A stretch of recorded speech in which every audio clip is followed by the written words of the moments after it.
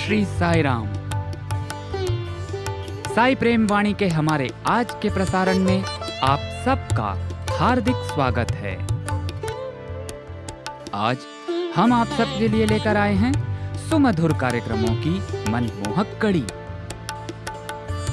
आज के प्रसारण में आप दिव्य संदेश कार्यक्रम के अंतर्गत भगवान बाबा द्वारा लिखित महाग्रंथ गीता वाहिनी का एक भाग एवं आदर्श जीवन आनंद उपवन कार्यक्रम में एक मधुर कथा वृत्तांत सुनेंगे। तो चलिए कार्यक्रम का शुभारंभ करते हैं।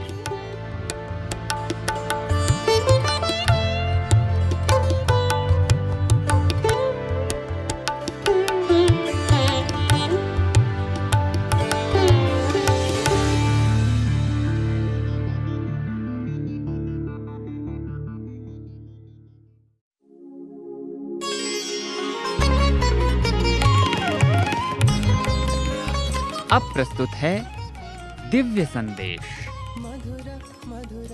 इसके अंतर्गत भगवान बाबा द्वारा लिपिबद्ध किए गए महाग्रंथों में से एक गीता वाहिनी का एक भाग आज हम प्रस्तुत करने जा रहे हैं। दिव्य संदेश, साई संदेश, दिव्य संदेश, साई संदेश। 8वां अध्याय। अवतारों के लिए पूर्व जन्मों के अच्छे व बुरे ऐसे कर्म संचय नहीं होते जिनका फल उन्हें साधारण मरण धर्मा मनुष्य की तरह इस जन्म में भोगना पड़े। उनके लिए तो जन्म धारण करना एक लीला है। सज्जनों की सज्जनता और दुर्जनों के दुष्कर्म भगवान के अवतार का कारण होते हैं। उदाहरण के लिए नरसिंह अवतार लोग, प्रहलाद के अच्छे गुण और हिरण्यकश्यपु की दुष्टता दोनों इसका कारण हुए। भगवान के आगमन से सज्जन प्रसन्न होंगे और दुर्जन दुखी होंगे। मनुष्य रूप में अवतरित होने पर भी अवतार सुख और शोक से परे है। अवतार पंच तत्व के नहीं बने होते हैं। वे चिन्मय हैं, मृण्मय नहीं। अहंकार या मेरा तेरा इन्हें विचलित नहीं करता। अज्ञान से उत्पन्न भ्रम इन्हें छू नहीं सकता। अवतार को मनुष्य मानव समझने की भूल कर सकता है, लेकिन इससे अवतार की दैवी प्रकृति पर इसका कोई प्रभाव नहीं पड़ता। वो जिस कार्य के लिए अवतरित होता है वो पूर्ण होता ही है। ये कार्य क्या है मैं तुम्हें बताता हूं। ये साधुओं की रक्षा, दुष्टों को दंड देना और धर्म को आश्रय देना है। साधुओं का अर्थ अक्सर योगी और सन्यासी माना जाता है। मेरा मतलब यहां इनसे नहीं है। साधु का अर्थ यहां साधु गुण, सज्जनता, सच्चाई, सदाचार से है और ये गुण सब जानवरों और जंतुओं में भी पाए जा सकते हैं। वास्तव में सत्व गुण को बढ़ाना साधुओं के पोषण का श्रेष्ठ तरीका है। अवतार इस पवित्र गुण का साकार रूप है। इसलिए जहां भी ऐसा गुण दिखता है इसका वो पोषण करता है। सन्यासी इसे पाने की चेष्टा करते हैं, इसलिए उन्हें साधु कहा जाता है। उन पर भगवान की विशिष्ट कृपा दृष्टि भी रहती है। लेकिन सिर्फ वही साधु नहीं है। वे सब जो सतशील, सत्य का पालन करने वाले और जो सर्वेश्वर की तरह सन्निधि के लिए उत्कंठित हैं, सद्धर्म पालन करने वाले और सभी जनों को समान समझने वाले हैं, सभी साधु हैं। जानवरों और पक्षियों में भी विशिष्ट गुण वाले पाए जाते हैं। रामायण में इन्हीं गुणों के कारण जटायु की रक्षा हुई। इन्हीं कारणों से गजेंद्र को आशीर्वाद, वानरों को सेवा का मौका और भगवान की कृपा और आशीर्वाद प्राप्त हुए। इसी कारण गिलहरी तक को आशीर्वाद मिला।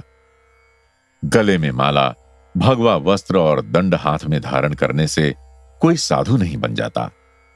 वस्त्रों से या भाषा से साधु या असाधु निश्चित नहीं होता। ये निर्णय तो गुण करते हैं। अच्छे बनने की संभावना सब पशुओं में भी है, इसलिए सभी की सज्जनता का पोषण ही संसार की भलाई का पोषण है। अब दुर्जनों की सजा के बारे में। प्रत्येक वर्ग व पशुगण जो अपनी निर्धारित मर्यादा की सीमा का उल्लंघन करते हैं, जो अकर्म, अन्याय और अनाचार में लगे हैं और जो अहंकार चक्कर में ही घूमते हैं, उन्हें सजा देनी ही होगी।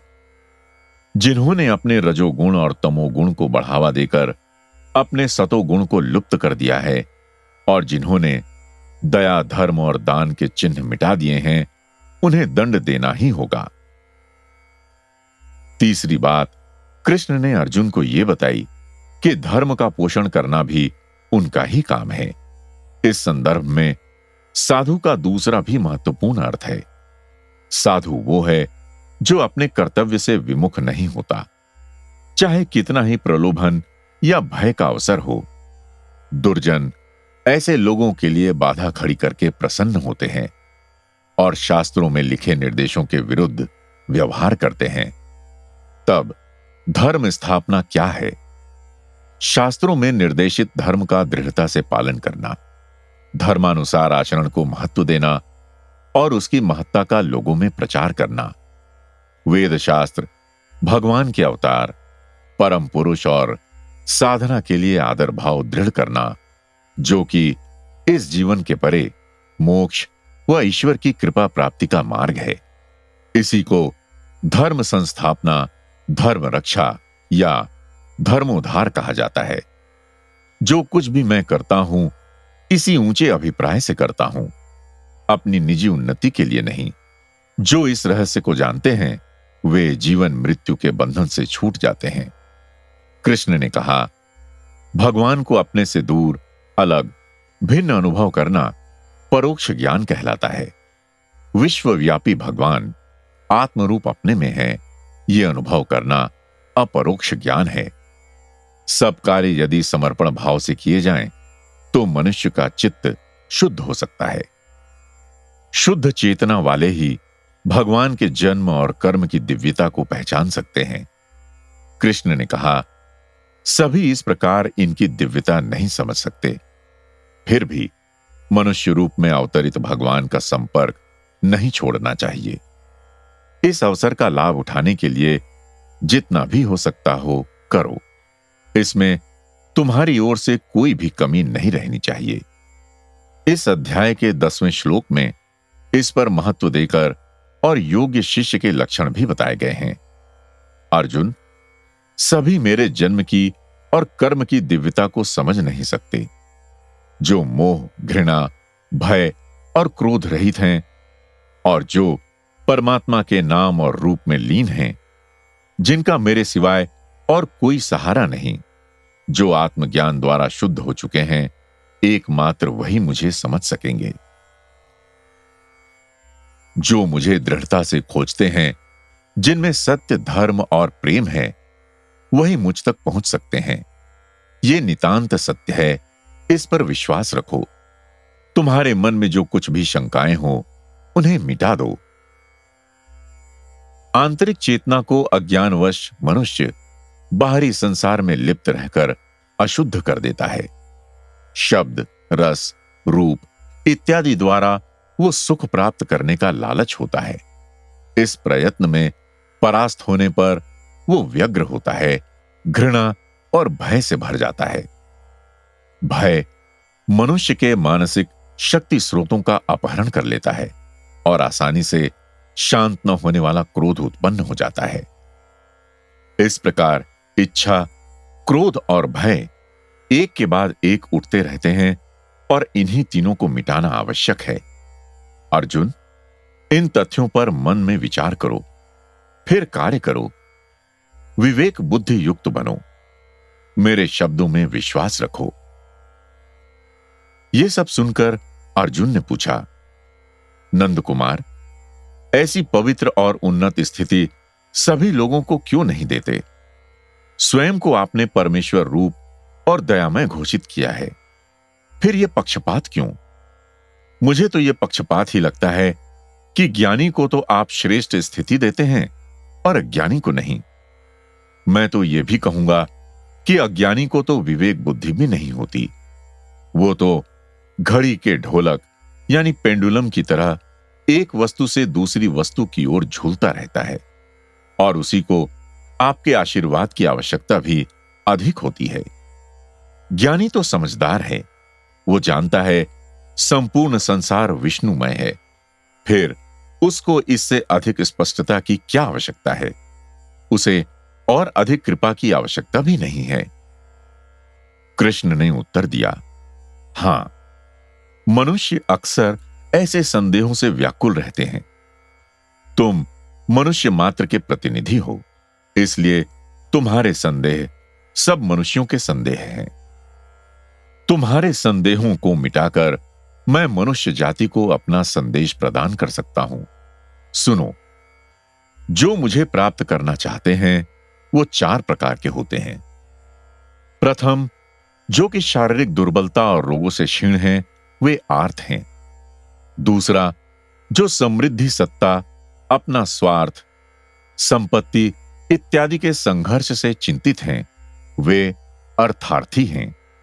तीसरा, आत्म साक्षात्कार की लालसा से शास्त्रों व पवित्र ग्रंथों को पढ़ता है, सर्वदा पवित्र साधकों के साथ रहता है, संतों द्वारा निर्देशित नियमों का पालन करता है और हमेशा भगवान की सन्निधि की उत्कंठा से प्रेरित है।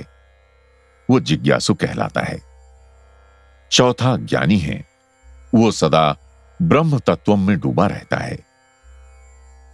प्रथम जो आर्त है वो कष्ट, शोक और पीड़ित, दर्द होने पर ही भगवान की पूजा करता है।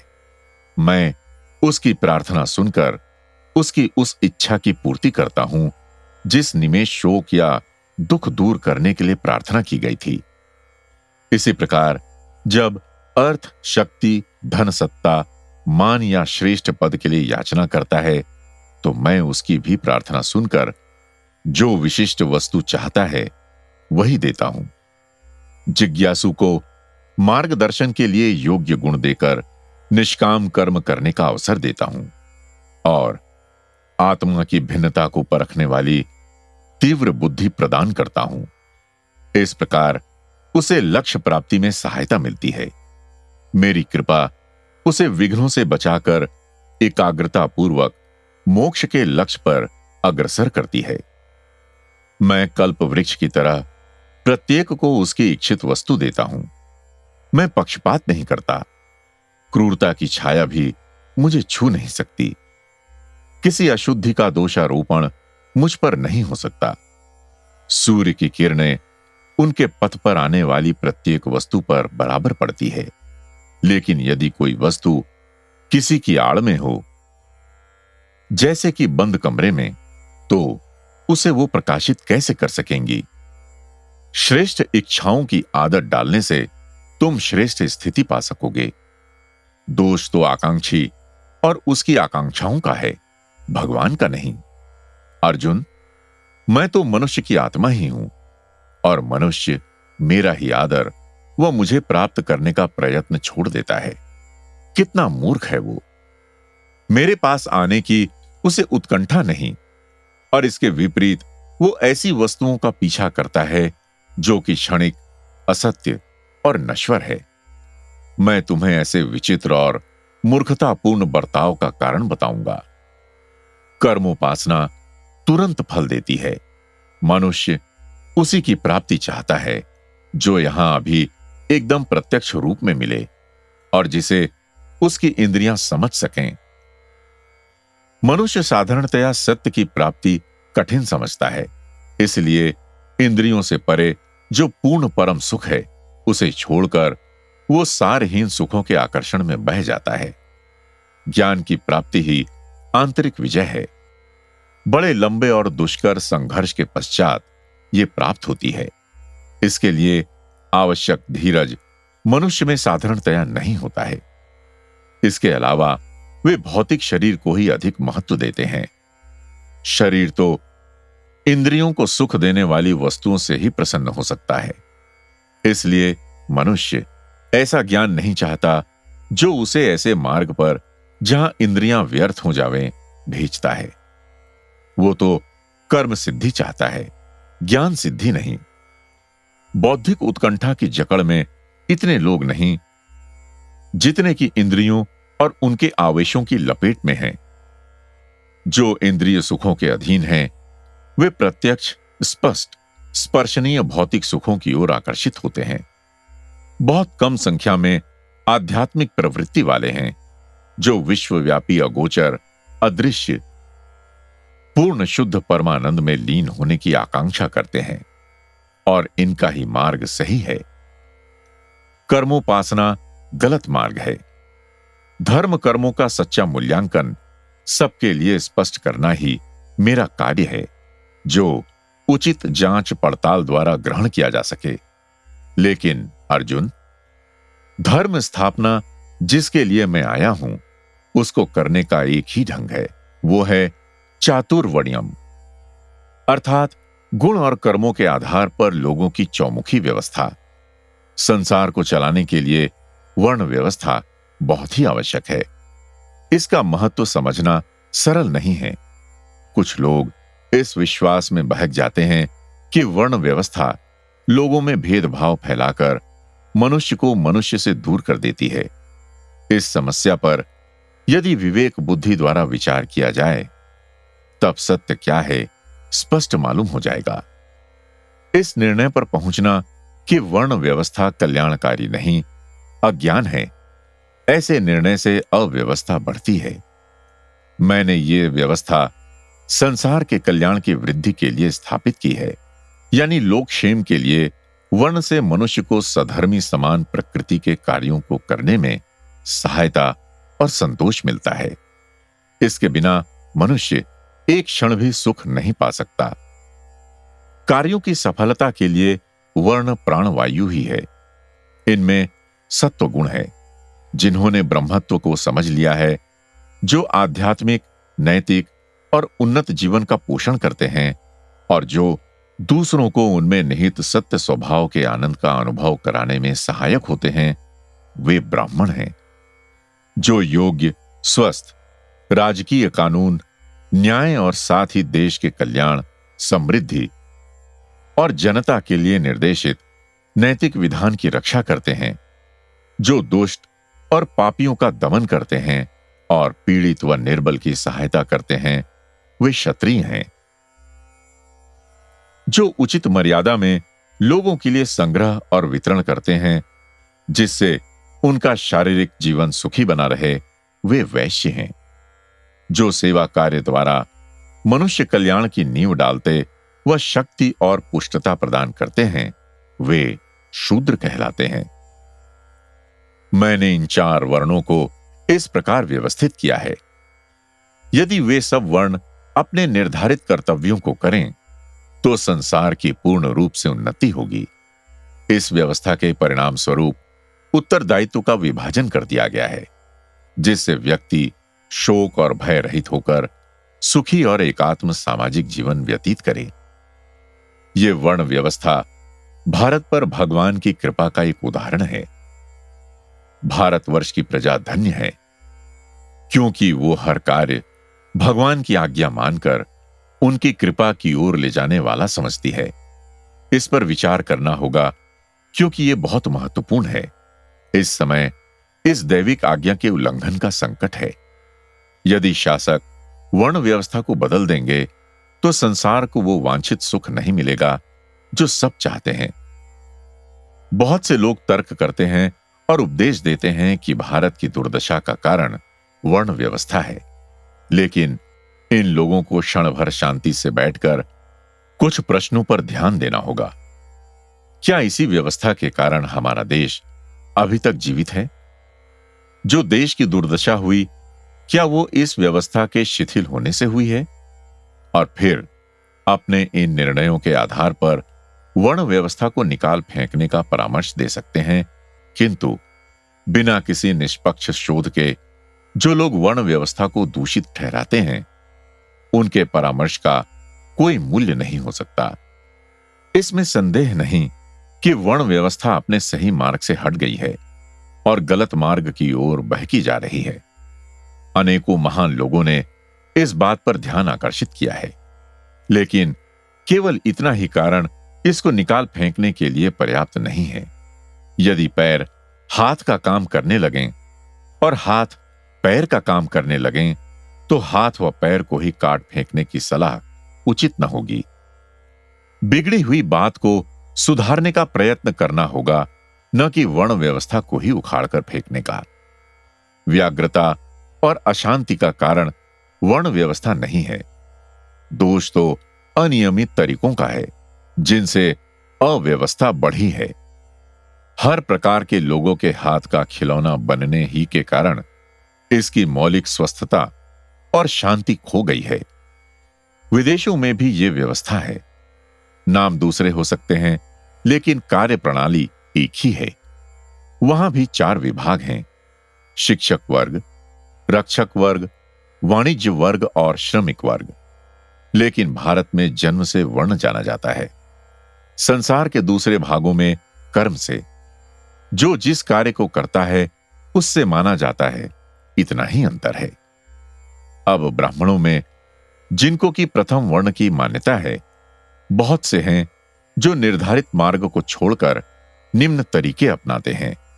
इसी प्रकार चौथे वर्ण में या शूद्रों में ऐसे बहुत से पाए जाते हैं जिनके विचार पवित्र आदर्शों से प्रेरित हैं, जिनकी श्रेष्ठ आध्यात्मिक आकांक्षाएं हैं और जो मन की शुद्धि द्वारा सिद्धि चाहते हैं।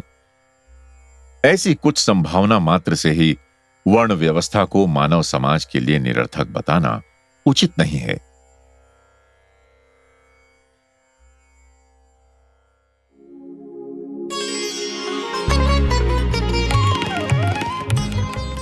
अभी आप सुन रहे थे दिव्य संदेश। मधुर मधुर आज आपने भगवान बाबा द्वारा लिपिबद्ध किए गए महाग्रंथों में से एक गीता वाहिनी का एक भाग सुना। भवसागर तार का दिव्य संदेश, साई संदेश, दिव्य संदेश, साई संदेश।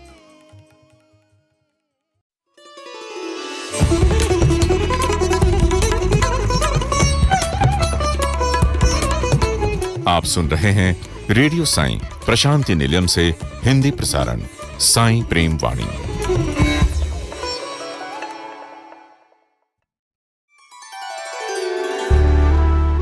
आइए अब सुनते हैं आदर्श जीवन आनंद उपवन प्रोग्राम। आज इसके अंतर्गत हम नौ दुर्गा महात्म्य शीर्षक के तहत श्री नवरात्रि पर्वोत्सव 2021 के उपलक्ष्य में प्रस्तुत की गई एक विशेष प्रस्तुति सुनेंगे।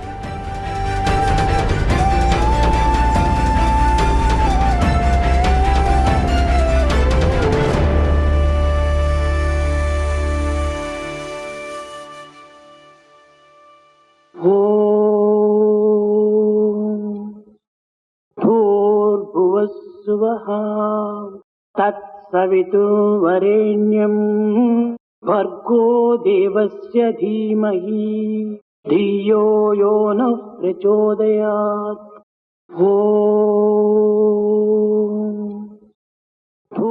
आप सब सोच रहे होंगे कि आज 11वें दिन मैं देवी माँ के किस रूप की वंदना करने आ गया। आज देवी माँ के रूप की नहीं, बल्कि एक अलग अवतार की चर्चा करना विशेष है। वो है गायत्री माता।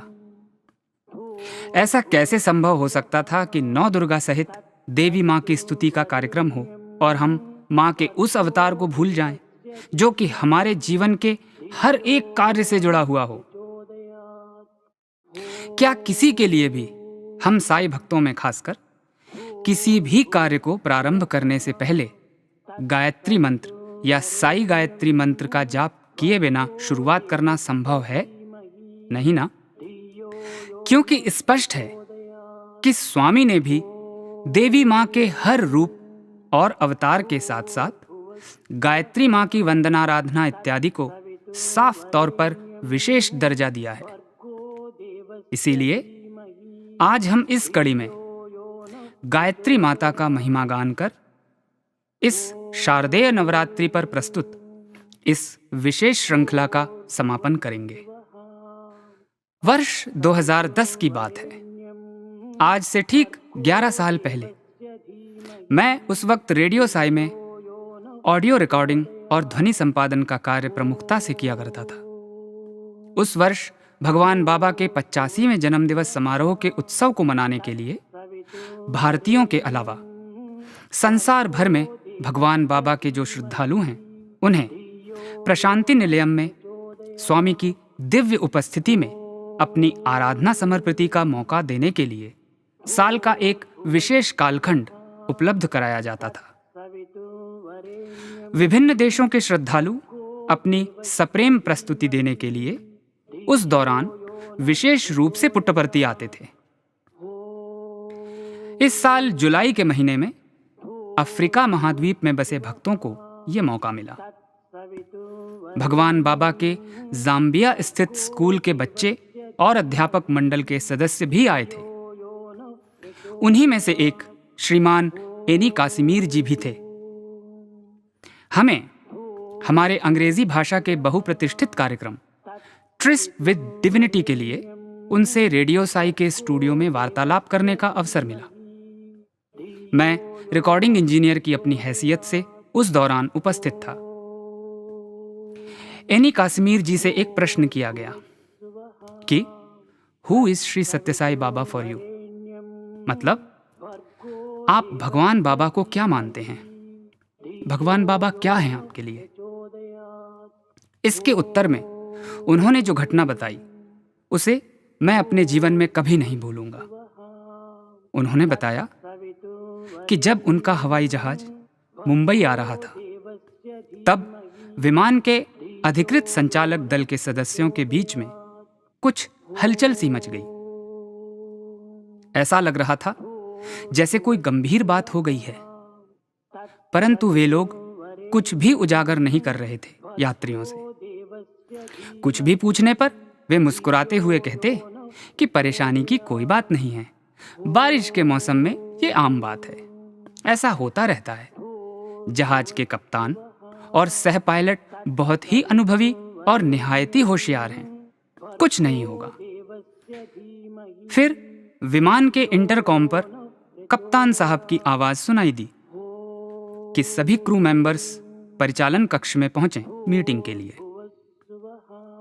मीटिंग से आते समय सभी पुरुष कर्मियों के चेहरे लटके हुए थे। हालांकि वे सब भरसक प्रयास कर रहे थे नॉर्मल दिखने के लिए, ताकि यात्रियों में किसी भी प्रकार की भगदड़ न मच जाए, लेकिन विमान की महिला कर्मियों की रुलाई न रुक सकी।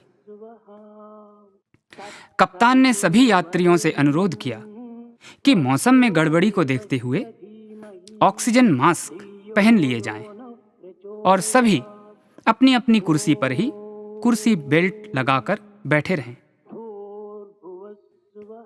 कुछ लोग जो हवाई जहाज से आमतौर पर प्रायः ही यात्रा करते रहते हैं, वे समझ गए कि बात कुछ और है, और यात्रियों में सुगबुगाहट तेज हो गई कि तभी अचानक से प्लेन में झटका लगा और सभी भयाक्रांत हो चीखने लगे। थोड़े समय पश्चात घोषणा हुई कि सभी यात्री अपने अपने भगवान को याद कर लें, क्योंकि विमान पिछले आधे घंटे से मुंबई विमानतल से अपना संपर्क खो बैठा है और अरब सागर के ऊपर मौजूद चक्रवात में फंस गया है। मुंबई से संपर्क स्थापन के कोई और आसार नजर नहीं आ रहे हैं। अब क्या था, कान फट जाएं ऐसा विलाप होने लगा। कासिमीर जी भी भयभीत थे और निराशा में डूबे जा रहे थे कि आखिर स्वामी उनके जीवन का ऐसा अंत क्यों करना चाह रहे थे। उन्हें मृत्यु का भय उस वक्त नहीं था, लेकिन ये निराशा अवश्य थी कि स्वामी ना ही उन्हें अपने चरणों में मुक्ति दे रहे थे और ना ही उनकी मातृभूमि अफ्रीका के धरातल पर। कितनी भीषण बाधाएं पार करने के बाद उन्हें जीवन में भगवान बाबा के प्रथम बार दर्शन का सौभाग्य मिलने जा रहा था। वो भी पूरा होने से पहले ही उनके जीवन का अंत होता देख वे भी रो पड़े। तभी उन्हें एक पुस्तक में वर्णित एक घटना याद आई। उन्होंने बाबा के एक पुराने समय के श्रद्धालु द्वारा लिखित पुस्तक में पढ़ा था कि कैसे एक बार जब लेखक का परिवार 2 कार वाहनों में भरकर स्वामी के दर्शन हेतु पुट्टपर्ती आ रहा था, तब उनमें से एक कार का एक्सीडेंट हो गया। आगे चल रही कार के लोगों को यह ज्ञात नहीं हो सका और वे पुट्टपर्ती पहुंच गए। वहां पहुंचते ही मंदिर के बरामदे में बाबा ने उन्हें दुर्घटना की जानकारी दी और फौरन जाकर उनकी देखभाल हेतु उन्हें वापस भेज दिया। दुर्घटना स्थल पर उन्होंने देखा कि कार के तो परखच्चे उड़ गए, लेकिन आश्चर्यजनक रूप से सभी सदस्य सुरक्षित थे। पुट्टपर्ती पहुंचने पर शाम को बाबा ने उस परिवार को साक्षात्कार के दौरान कहा कि भविष्य में जब भी कभी तुम किसी भी प्रकार की विपदा में आओ, गायत्री मंत्र का जाप करना। मैं वचन देता हूं कि तुम्हें खरोंच भी नहीं आने दूंगा। काश्मीर जी को यह घटना याद आई और उन्होंने फौरन गायत्री मंत्र का जाप जोर जोर से आरंभ कर दिया। वे बताते हैं कि उनकी बाजू वाली सीट पर एक गुजराती महिला बैठी हुई थी। इन्हें गायत्री मंत्र जपता देखकर वो बिलखते हुए, आंखों में आंसू भरे हुए आश्चर्य से इन्हें देखने लगी। काश्मीर जी ने जाप करते हुए अपनी आंखें मूंद ली। जब खोली तो देखा कि विमान मुंबई एयरपोर्ट पे खड़ा था। सभी यात्री खुशी से चिल्लाते हुए बाहें फैलाए अपने अपने परिजनों को गले लगाने के लिए दौड़ रहे थे। मुंबई विमानतल पर भी घोषणा कर दी गई थी कि विमान लापता हो गया है और सभी परिजन भी रो रहे थे। अब काश्मीर जी हमसे बोले, आप बताइए, मैं अपनी मृत्यु के मुख से बाबा के कारण लौट के आकर आपके सामने बैठा हूं और मुझे तो पुनः एक और हवाई जहाज पकड़कर मुंबई से बेंगलुरु आना था और अब वापस भी जाना है। बाबा कौन हो सकते हैं? भगवान न कहें तो और क्या कहें? कौन है वो जिनका किसी जमाने में किसी और स्थान पर किसी और को दिया गया वचन किसी और ही के काम आए? ये तो केवल ईश्वर की ही बात हो सकती है। तो देखा आपने गायत्री मंत्र की महिमा का प्रभाव, और वो वचन भी जो भगवान बाबा ने उस पुस्तक के लेखक श्रद्धालु के माध्यम से समस्त मानव जाति को दिया है, जिसे सालों बाद अपनाकर अपने प्राणों की रक्षा करते हुए एनी काश्मीर जी अपने इष्ट देव के दर्शनार्थ पहली बार प्रशांति निलयम आ सके थे। आइए हम सब मिलकर इस मंत्र को एक बार पुनः सभाव दोहराते हैं।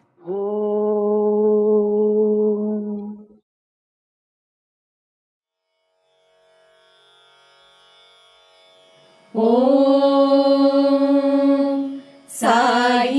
साईश्वराय विद्महे सत्यदेवाय धीमहि तन्नः सर्वः प्रचोदयात्।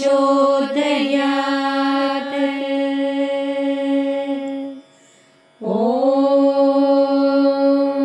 शान्ति शान्ति शान्तिः।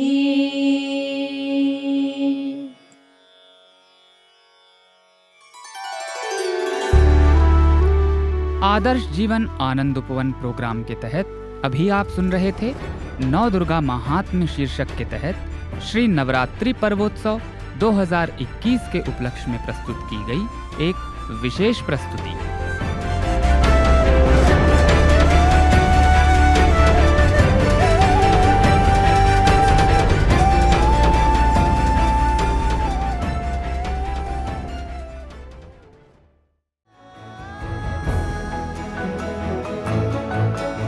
प्रिय श्रोताओं, अब समय है हमारे साईं प्रेमवाणी के इस प्रसारण को विराम देने का।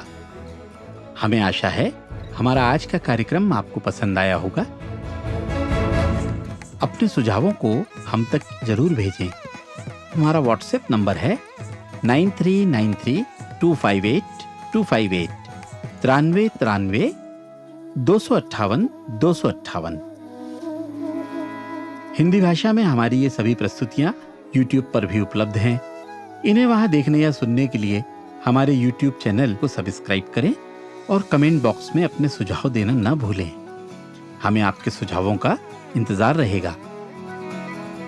किसी ने कहा है कि सनातन साईं डगर को मजबूती से थामना है।